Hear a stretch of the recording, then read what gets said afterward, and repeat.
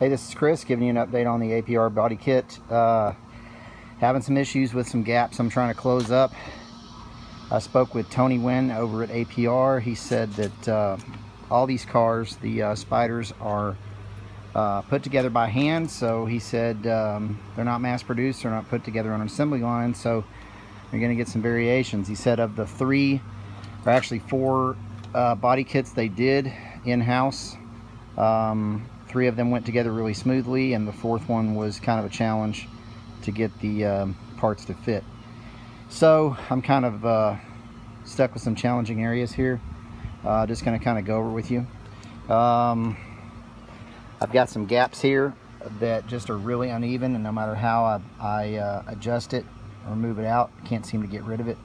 So like this here by the spoiler and the engine lid, I've pushed it out as far as I can, and it's not working with me, so I'm gonna have to figure that out. Another issue with this, let me show you.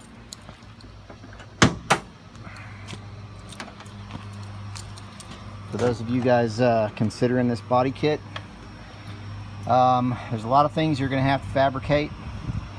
See this little spot here where the taillight would normally kind of have this thing? That's not there. Not only is it not there, there's not enough room to put a hole through there and to make it work with a bolt and a nut, so you have to build that up. There's a little bit of a gap here I'm trying to close up around the taillight. This side is kind of becoming a challenge here to get this to go in. I can clamp it.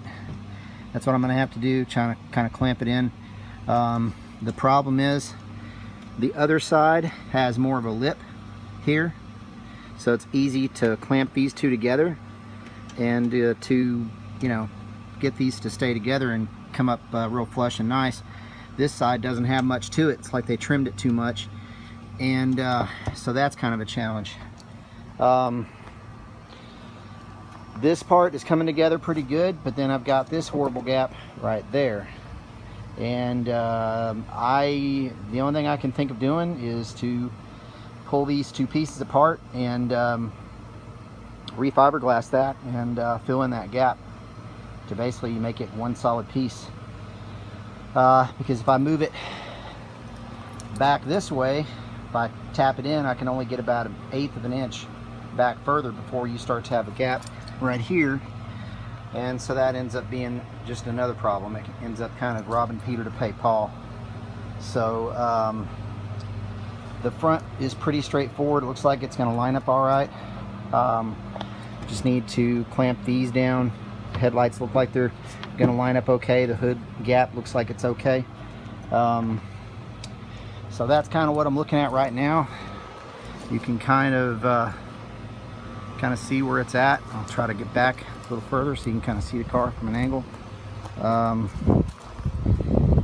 So here's where I'm at. Hopefully I'll keep chugging along and making some progress, and I'll update you guys soon.